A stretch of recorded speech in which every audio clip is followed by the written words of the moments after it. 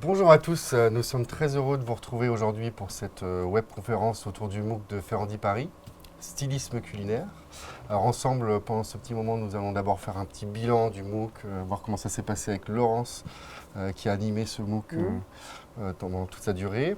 Ensuite, nous allons revenir avec Rémi et Déborah sur quelques questions autour de la discipline, quelques sujets qui nous méritent d'être un peu approfondis.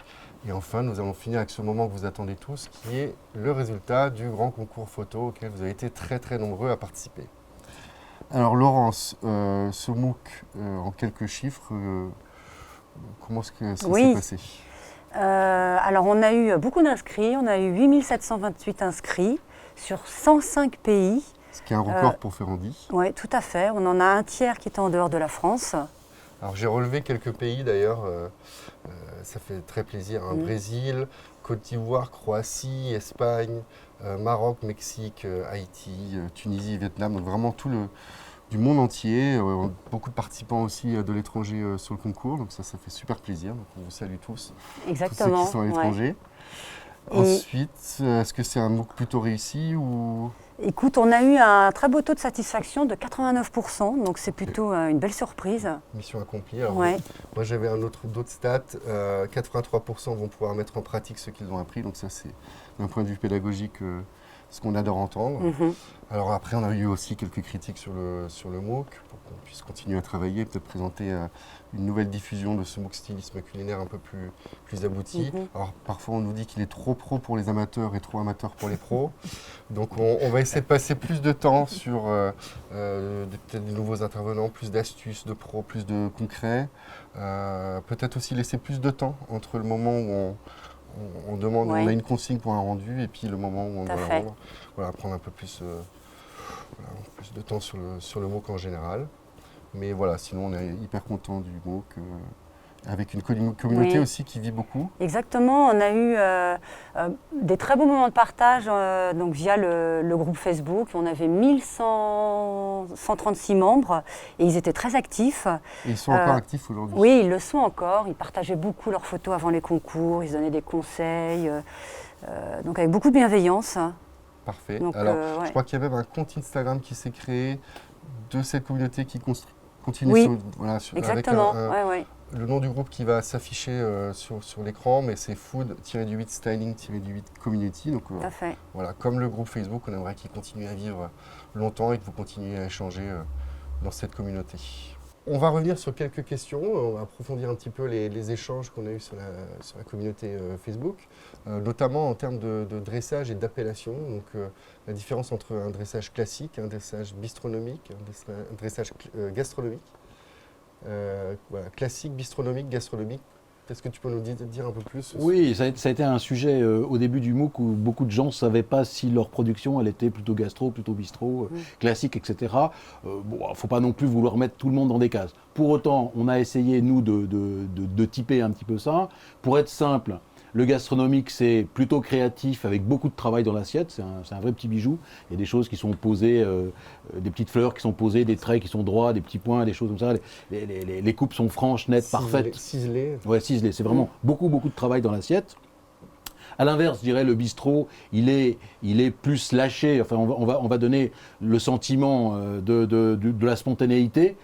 Parfois le sentiment, parce qu'il y a des spontanéités qui sont très travaillées, mais en tout cas, on a l'impression que c'est posé comme ça, un petit peu rapidement, voilà, exactement.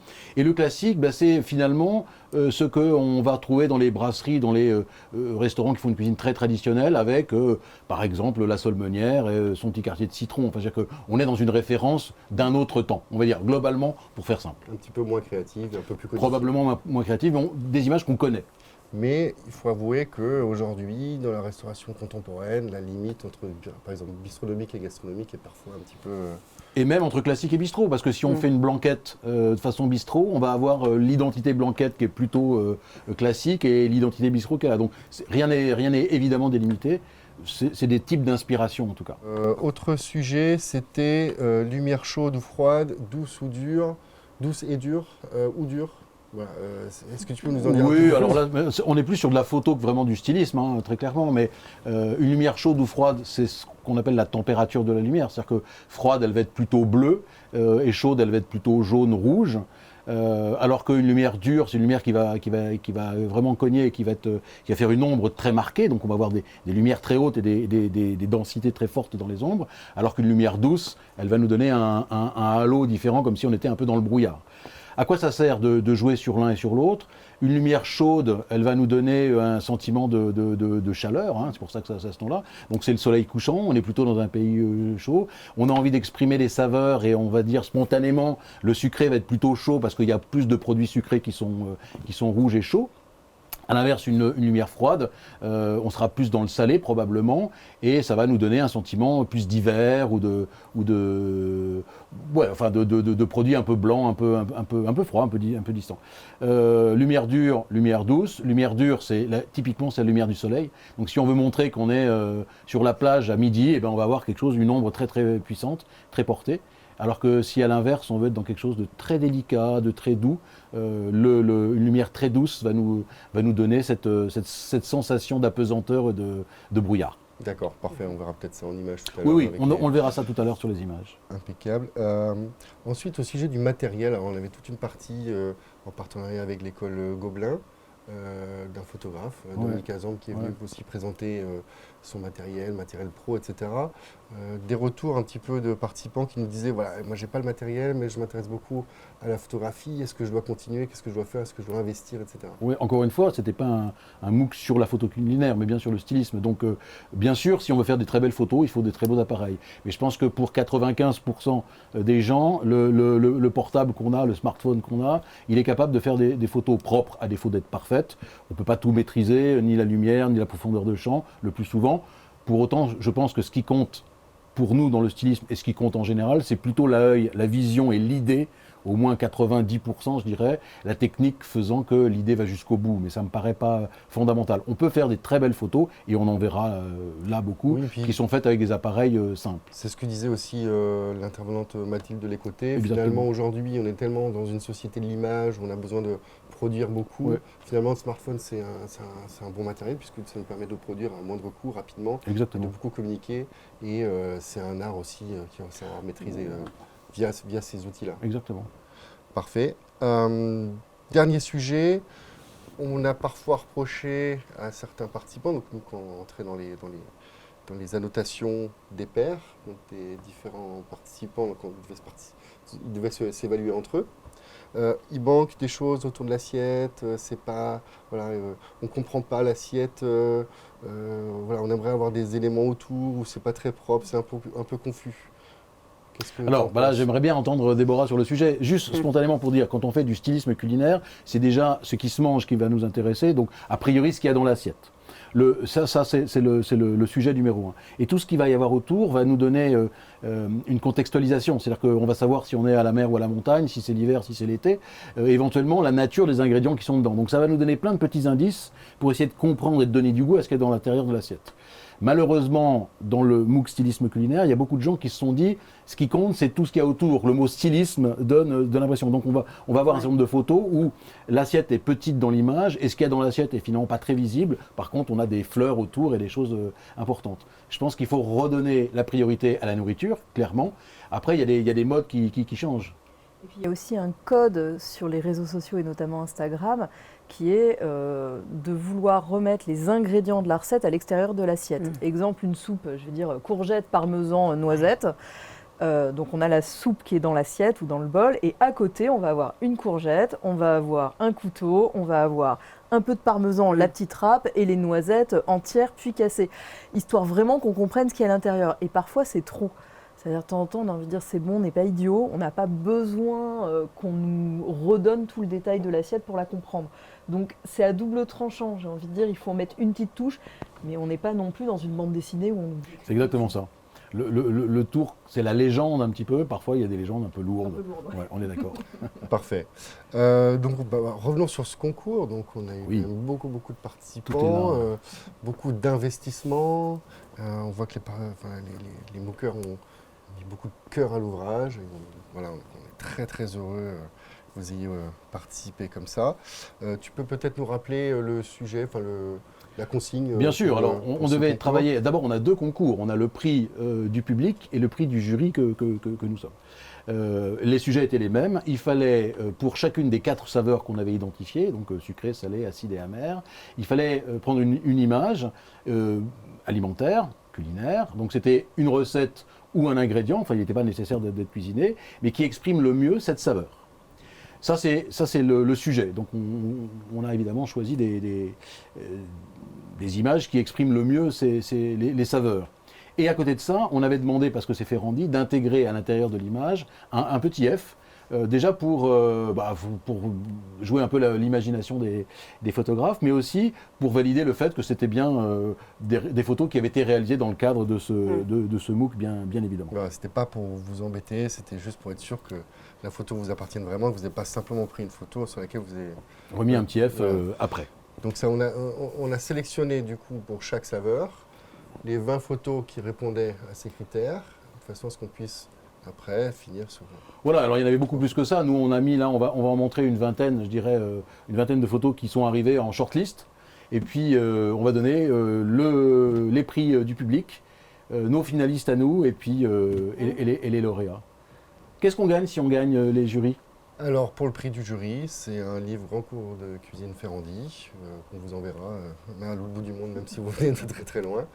Et tous les gagnants, entre guillemets, enfin les 3 finalistes pour chaque saveur, plus le prix du public, seront exposés à l'école Ferrandi dans le cadre des 100 ans de l'école, puisqu'on fête Waouh, c'est bien. le centenaire de l'école Ferrandi Paris. Puis peut-être sur les réseaux sociaux Bien sûr, on fera des jolies galeries, et puis on enverra un tirage aussi à chaque gagnant.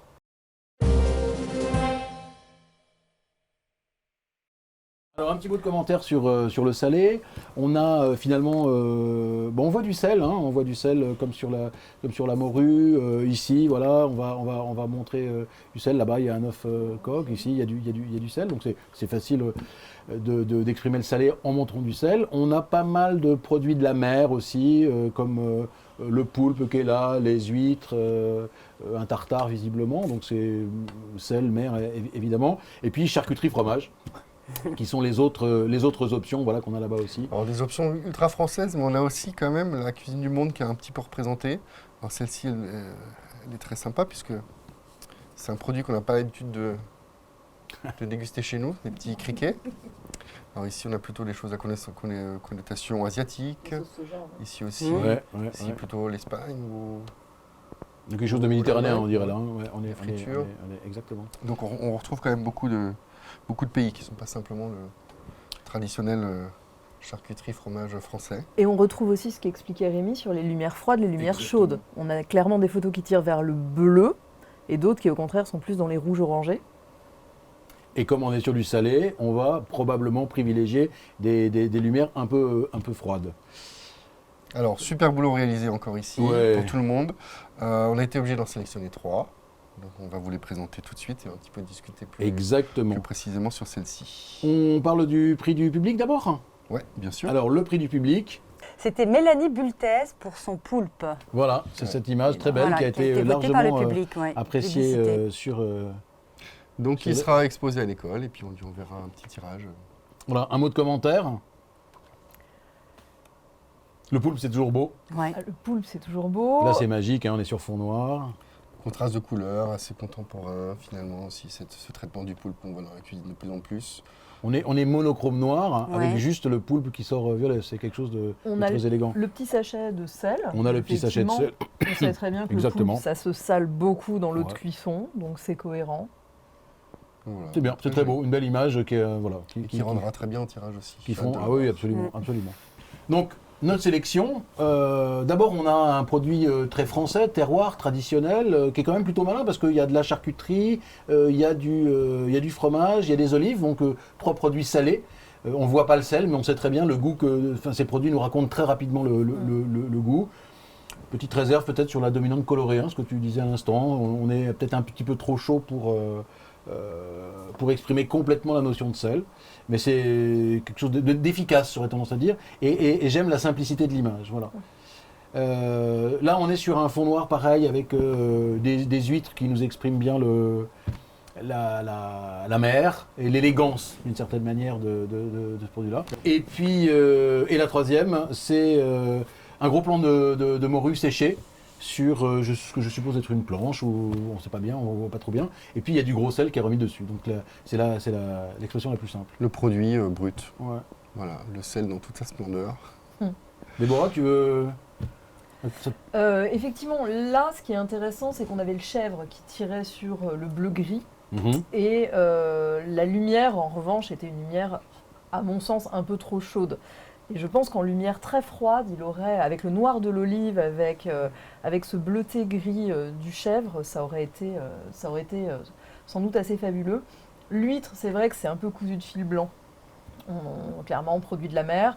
Et on nous rajoute le gros sel à côté. Et le beurre salé. Et le beurre salé. Donc là, c'est vrai que c'est un peu... on nous martèle quand même, des fois qu'on n'est pas compris. Et c'est vrai que le gros sel sur les huîtres, moi, j'ai plus tendance à le voir sous la coquille oui, quand on veut le faire cuire.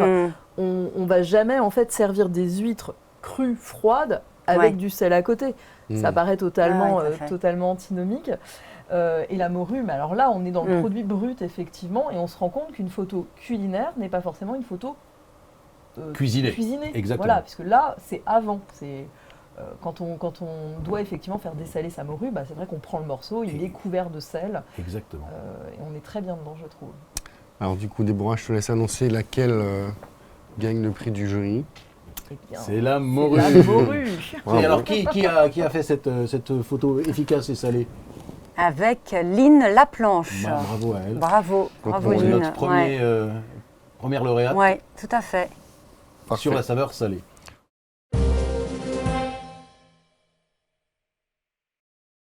Alors maintenant, on va passer à la saveur amère, qui a probablement suscité moins d'intérêt chez les candidats. C'est probablement plus difficile. Plus difficile. Voilà. Ça n'en est que plus intéressant. Mais c'était plus compliqué. Ouais. On a eu un petit peu moins d'images sur cette saveur-là. Qu'est-ce qu'on trouve? L'amertume, elle a été exprimée par du café, par du cacao, par de l'endive, exactement. Pamplemousse. Le pamplemousse.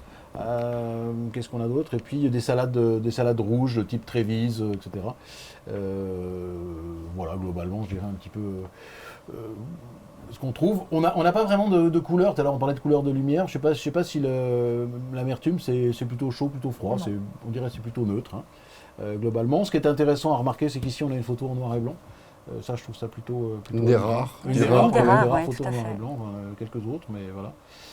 Je ne sais pas si c'est plus difficile en noir et blanc, la photo culinaire, certainement. C'est osé. C'est un exercice encore plus compliqué parce que déjà qu'on n'a que 2 dimensions, si en plus on n'a pas de couleur, ça devient très compliqué à expliquer quelque chose. Le prix du public, Prix du public. Alors, qui est le prix du public? Le prix du public, c'est cette image-là. Voilà, de mémoire. et c'était Soraya à Tours. Pardon? Soraya à Tours. Voilà, Soraya à Tours. Bravo. Pour un café, truffe, cacao, etc. Donc on est vraiment en plein dans du noir et de l'amertume. Donc, prix du public, je rappelle, c'est celui qui a eu le plus de votes sur la galerie. De la communauté. Voilà. Donc c'est entre vous que vous avez désigné cette photo comme celle qui était la plus représentative de la saveur amère. Voilà. Et les photos d'ailleurs qu'on a conservées aussi nous dans nos 3 finalistes. Exactement. Et nos 3 finalistes, elles sont exactement ici. Voilà, comme ça. On a ces 3 images-là. Donc on a 2 cafés, dont le noir et blanc qu'on évoquait, et une salade Campari, Lola Rossa ou Trévise, voilà, une salade rouge en question. Un petit mot de commentaire, Déborah, sur toutes ces images. On se rend effectivement compte que là, sur le côté lumière froide, lumière chaude, ça ne joue plus du tout. En revanche, on est quand même plutôt sur des lumières très douces.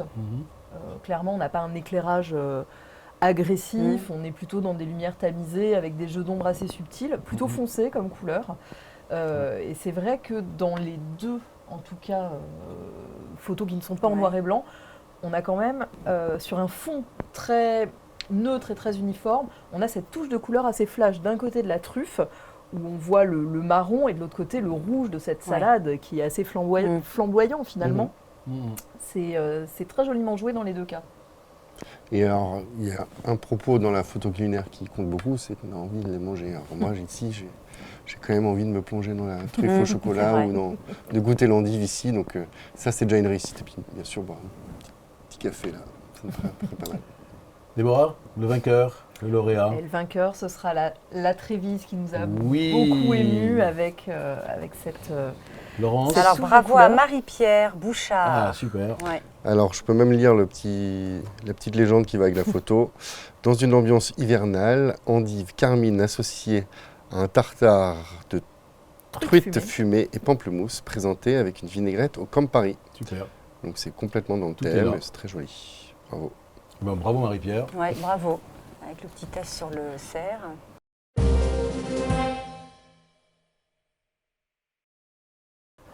Alors, troisième saveur, l'acide. Là, il y a eu beaucoup plus de monde qui a joué, mais finalement, et c'est assez étonnant, l'expression même de l'acidité a tourné quasiment Sur autour les des agrumes. agrumes. Il n'y a eu que des agrumes, on n'a pas de vinaigre, on a très peu d'idées sur l'expression de l'acidité. Ça, c'est, bon, on a, Fruit de la passion. Oui, Fruit de la on a un passion, fruit de la ouais. passion. J'ai pas vu un cornichon, mais peut-être qu'il y en avait, mais on a peu de ou de variantes. Enfin, on aurait pu travailler sur des vinaigres, des choses comme ça. Donc c'était agrume. Il faut dire que c'est à la fois acide et à la fois coloré et facile à photographier. Alors, le prix du public. Alors le prix du public, c'était le citron flamand Voilà, une image Voilà. très très belle. de Nicole Richard. Exactement, qui est à l'instar des peintures flamandes du XVIIe siècle. Donc beaucoup de travail. Là, elle est un petit peu foncée sur l'image, mais Ouais. l'image est extrêmement jolie. Un gros travail dessus. Une belle composition, ouais. Voilà. Là, c'est un vrai clin d'œil à la peinture. Ouais, Donc tout à fait. on est sur quelque Ouais. chose de très intéressant. Très belle, ouais. Je pense que le public a craqué sur l'esthétique globale Ouais. de la recette. Et le jury, alors? Et le jury, Le jury a sélectionné des choses très différentes pour les finalistes. c'est vrai. Puisque une photo d'un produit brut, donc Ouais, on n'est pas dans la recette à proprement parler, exactement. et deux photos de recettes qui avaient cette similitude de donner envie de manger. On se voit bien manger dans un cas comme dans l'autre, picorer dans ces assiettes qui sont très colorées. Moi, ce que j'aime beaucoup dans ces deux-là, par exemple, c'est qu'on a des formes agressives et piquantes qui viennent à l'œil presque nous redonner le caractère incisif de l'acide sur les papilles. Hein. Ça, ici, on a le lever des baguettes, même les petits morceaux de pommes sont vraiment coupés en pointe, donc ça nous une petite agression visuelle qui renvoie bien ça. De même qu'ici, on va avoir les piquants de la branche de citron. Et là, on a un plat salé, ce qui tranchait avec la multitude de tartes au citron C'est sûr. que nous avions à côté. Ouais, ouais. Là, on a une sorte, c'est une base un peu de céréales, avec au-dessus, il y a des pluches d'ânettes. C'est pareil, ça donne envie, hein, cette Exactement. petite salade Très, d'agrumes. très joli, très Très coloré. Instagram aussi, comme Oui, ça, oui. Bien tout à l'heure sûr. sur Oui. la Exactement. vue du dessus avec les évocations. Exactement. Et on est sur des lumières relativement neutres hein, pour faire écho. Enfin, voilà. Et notre jury, il a dit quoi alors, Déborah? Notre jury, il a primé l'abstrait. Ce qui est assez intéressant, parce que justement, on a, ce qu'on disait tout à l'heure, on a oublié ce qu'il y avait autour pour ne se concentrer que sur le sujet. Et le titre de la photo est extrêmement intéressant. Traduction visuelle de l'acidité du citron. C'est exactement Tout à le fait. principe même du stylisme culinaire. De Margot Canizo. Exactement. Et ce qui est intéressant aussi, c'est que c'est un des rares exemples où le bleu passe en gastronomie. Le bleu est une couleur très très compliquée pour faire passer la gourmandise et l'appétence. On a d'ailleurs très peu de photos qui tirent sur le bleu, très peu de couvertures qui tirent sur le bleu. Et là, ça montre bien que toute exception fonctionne Ah ouais, c'est par osé, rapport à c'est la fait. règle générale. Ouais. Et là, ça a très très bien fonctionné. Fonctionné, ouais. Exactement. Bravo Margot.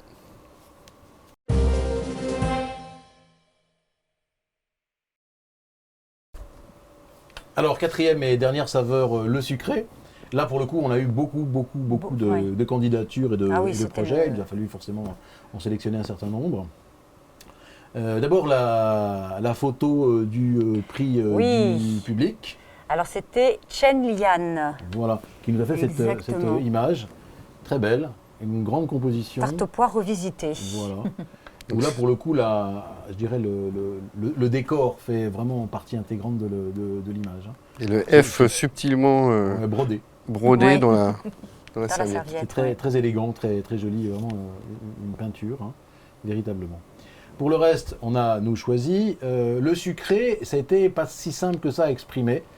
Parce que soit on montre du sucre, ce qui est souvent le cas, du sucre glace qui tombe, on a du miel, on a du sirop d'érable, on a un certain nombre de choses. On va avoir des bonbons, on va avoir des gâteaux, mais finalement il y a du monde, mais c'est pas si simple que ça de donner cette sensation de sucré. Quelques fruits aussi. Assez intéressant. Je crois qu'on a une composition, par exemple, un peu exotique là, qui est amusante, dans laquelle on va avoir des fruits d'ailleurs. On va avoir ici plutôt des fruits traditionnels français. Donc c'est une expression du sucre via les fruits de manière différente. Qu'est-ce qu'on peut montrer d'autre? Il y a pas mal de lumière. Il faut dire que on était à la période de Noël, donc je pense que Noël a quand même largement inspiré nos étudiants sur des saveurs, évidemment, de pain d'épices et de produits de Noël. La sélection du jury. Mais la sélection du jury montre justement trois choses très différentes. On a des gaufres avec ce voile de sucre glace qu'on a tous fait, hein, saupoudrer des gaufres et des crêpes de sucre glace. On a la tarte aux pommes avec le petit voile sur tarte aux pommes rustique. Hein. Là, on est plutôt chez mamie avec ses pommes, cette pâte qui est légèrement rabattue et puis ce sucre qui va perler la pâte et donner du croustillant. Alors, je précise, on n'a pas du tout évalué la qualité culinaire ou la technique de chaque photo. C'était vraiment la photo qu'on Voilà, mais c'est vrai que a là, évaluée. on reconnaît le sucre vraiment sur la pâte sur brute. la pâte, Ouais, sur la pâte brute. Ouais. Et là, à l'inverse, on n'a pas de sucre, mais on a que du sucre. Oui, exactement. Exactement. Avec ces bonbons, avec cette meringue, avec les chamallows. Enfin, on s'est tous collé les dents sur de la guimauve. Ce qui est intéressant dans ces trois images, c'est qu'ici on raconte une histoire. On sent bien qu'on est à la campagne, on a tout ce qu'il faut. On a le vieux couteau, le bois, le torchon, etc. Et la tarte suffisamment mal faite, j'aurais tendance à dire, pour donner le sentiment d'une tarte de grand-mère, une tarte domestique. Qui est sortie Du du coup, four, du coup, elle a un goût extraordinaire. On a vraiment envie de la... On a même le F du Scrabble. Oui, exactement, qui nous ramène... On est vraiment en vacances en famille. Exactement. Il y a une vraie histoire, c'est une très très très belle image. Là, ce qui est superbe aussi, c'est que même si on est un petit peu dans une peinture flamande un peu comme l'autre, on a le sucre qui en mouvement. Enfin, donc non seulement il y a du sucre, mais il se met en scène. Et c'est quelque chose de très très beau. Et puis là, effectivement, ce qui est magique, c'est que ça donne une sensation de sucré. Et en fait, on est là pour le coup une lumière très très douce. Pas forcément très chaude, les deux là sont plus chaudes, ça va être un petit peu moins chaude, mais la lumière est douce, ouateuse, comme de la barbe à papa ou des chamallows. C'est exactement ça. Et notre coup de cœur, notre lauréat, c'est justement celle-là. Camille Bidot. Voilà. Bravo Camille. Donc meringue maison, marshmallow et barbe à papa justement. Ben voilà, les lauréats de ce beau concours, de ce beau MOOC. On a des très belles images, un très beau travail, il y a eu beaucoup de travail de fait. Bien sûr, il y a ces images-là qui sont exposées et qu'on a choisies, mais il y en a aussi des milliers d'autres qui supposent beaucoup de travail, beaucoup d'investissement. Donc merci à tous de nous avoir suivis dans cette belle aventure. Ça nous a fait plaisir de le faire. J'espère que ça vous a fait plaisir aussi. En tout cas, j'espère à bientôt. Merci à tous les participants d'avoir fourni autant de travail pour cet investissement. Merci aussi à tous les intervenants du MOOC au nom de Ferrandi Paris. J'espère qu'on se retrouvera très bientôt pour un prochain MOOC.